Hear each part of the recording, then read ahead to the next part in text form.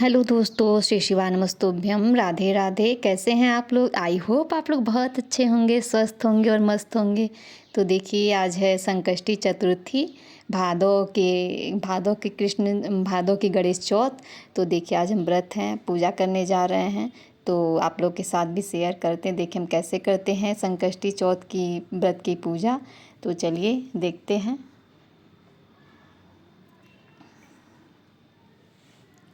देखिए, हम चौकी रख के देखिए कलश रख लिए हैं। कलश में सब कुछ डाल लिए हैं, जैसे एक हल्दी की गांठ, 1 रुपया का सिक्का, एक सुपारी और एक लवंग, एक दूर्बा, थोड़ा सा कूसा और एक फूल, थोड़ा सा अक्षत, ये सब करके डाल लिए हैं। उसके ऊपर आम का पल्लव लगा लिए हैं। उसके ऊपर प्लेट में अक्षत रखकर उस पर दीपक प्रज्वलित कर लिए हैं। या तो दीपक प्रज्वलित कर लेते हैं या तो नारियल रख लेते हैं। और यहाँ पर देखिए, हम अपने गणेश भगवान को नहला रहे हैं। ये मेरे छोटू से गणेश भगवान हैं, जो कि बहुत प्यारे हैं और बहुत पुराने हैं। तो देखिए, हम इनको स्नान करा रहे हैं। ये मेरी सासू माँ ने हमको दिया था ये गणेश भगवान को। तो ये बहुत ही प्यारे गणेश भगवान हैं। और इनका कपड़ा भी मेरी सासू मम्मी माँ ने सिल के रखा है, तो वही हम पहनाएंगे। न्यू कपड़ा आज पहनाएंगे। तो देखिए, ये कपड़ा गणेश भगवान का मम्मी ने सिल के रखी थी, तो वही हम पहना रहे हैं। और अब इनको अच्छे से नहला के, पंचामृत से नहला के, उसके बाद शुद्ध जल से नहला कर कपड़ा पहना लिए, रक्षा सूत्र पहना लिए। उसके बाद जनेऊ पहना लेंगे। जनेऊ पहनाने के बाद इनको हम टीका चंदन कर लेंगे। तो देखिए, अब हम इनको पीला चंदन लगा लेंगे। पीला चंदन लगाने के बाद रोरी लगा लेंगे, मतलब रोरी, कुमकुम। उसके बाद थोड़ा सा हल्दी लगा लेंगे, थोड़ा सा अबीर लगा लेंगे, फिर सिंदूर लगा लेंगे। सिंदूर गणेश भगवान को बहुत ही प्रिय है। सिंदूर और दुर्बा और पंचमेवा, ये 3 चीज़ें गणेश भगवान को बहुत ही प्रिय, और मोदक। तो ये 4 चीज़ें बहुत ही प्रिय हैं, जो इनको भोग में लगाया जाता है। अब देखिए, हम गणेश भगवान का पूजन करने के बाद हम गणेश गौरी रखे हैं, तो गणेश गौरी का भी पूजन कर लेंगे। पहले उनको स्नान करा दिए शुद्ध जल से, फिर पंचामृत से स्नान करा दिए। फिर शुद्ध जल से स्नान कराने के बाद गंधोदक स्नान कराने के बाद फिर शुद्ध जल से स्नान कराने के बाद देखिए, हम इन लोग को वस्त्र पहना लिए, गणेश भगवान को और गौरी माता को वस्त्र। गणेश भगवान को जनेऊ पहना लेंगे हल्दी लगाकर। जब भी जनेऊ पहनाते हैं गणेश भगवान को, तो हल्दी लगा के पहनाते। फिर देखिए, हम इनको पीला चंदन और माता रानी को कुमकुम लगा दिए, फिर सिंदूर लगा दिए, हल्दी लगा दिए, अबीर लगा दिए। ये सब लगाने के बाद हम इन लोग को फिर अक्षत चढ़ाएंगे। देखिए, ये अक्षत है, गणेश भगवान को चढ़ा लेंगे। फिर गणेश भगवान गौरी माता को चढ़ा लेंगे अक्षत। चढ़ाने के बाद हम गणेश भगवान को दूर्बा चढ़ाएंगे।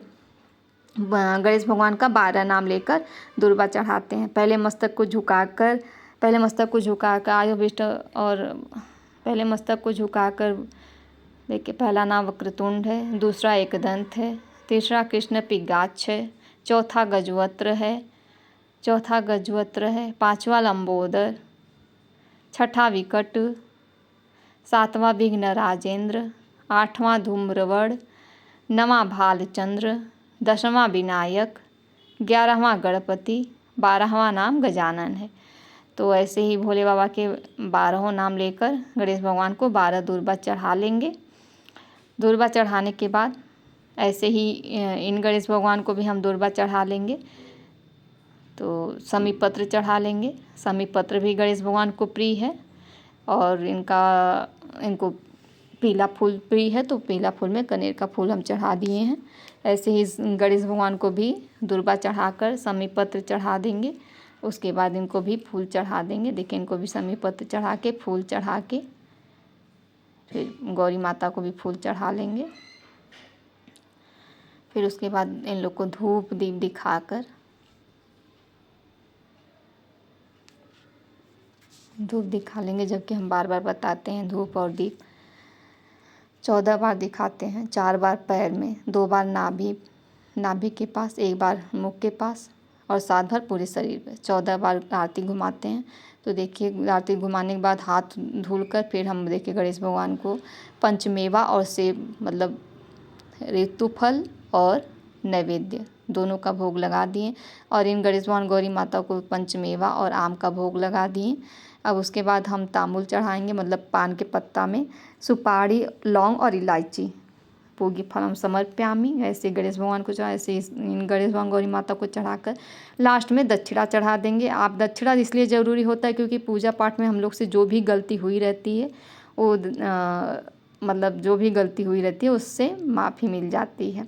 तो दक्षिणा आपके पास जितना सामर्थ्य हो, 1-2 जितने रुपए सामर्थ्य हो तो उस हिसाब से आप चढ़ा सकते हैं। नहीं ज़रूरी नहीं है कि आप 100 रुपये ही 200 रुपये से चढ़ाएं, आपके पास जितना हो, भगवान जितना आपके पास दिए उतना आप चढ़ाइए। फिर उसके बाद हम गणेश भगवान गौरी माता सबकी पूजा हो गई, उसके बाद हम कलश का पूजन करेंगे। कलश का पूजन करने के बाद हम जाएंगे बाहर, चंद्रदेव को अर्घ लेंगे क्योंकि चौथ की पूजा में चंद्रदेव का भी पूजन होता है। तो चंद्रदेव का पूजन करने के बाद हवन करके आरती कर लेंगे। हवन आरती का हम नहीं मतलब उतना हम नहीं ब्लॉग में डाल पाएंगे क्योंकि ब्लॉग बहुत लंबा हो जाता है, लंबा कोई देखना नहीं चाहता है, तो इसलिए लंबा बनाने का क्या मतलब, आप लोग मत देखते ही नहीं हैं। तो इसके बाद हम ऐसे ही बता दे रहे हैं कि कलश की पूजा करने के बाद हम कहानी पढ़ लेंगे। कहानी पढ़ने के बाद जब जाएंगे बाहर, देखिए चंद्रदेव को अर्घ देने आ गए हैं। अपने बेटे से हम अर्घ लेंगे क्योंकि बेटे और पति से ही अर्घ लेते हैं। तो मेरे यहाँ जैसे मम्मी मेरी करती हैं सासू माँ, वैसे हम भी करते हैं। आप लोग के यहाँ जैसे किया जाता वैसे आप लोग भी करते होंगे। तो कमेंट करके बताइएगा आप लोग के यहाँ कैसे मनाया जाता है संकष्टी चौथ की पूजा। तो देखिए मेरे यहाँ ऐसे ही 4 बार हम ऐसे ही बेटे और पति के हाथ से दूध गिराकर अर्घ लेते हैं चंद्रदेव का। अर्घ लेने के बाद हम अंदर जाकर हवन करेंगे। हवन करने के बाद आरती कर लेंगे।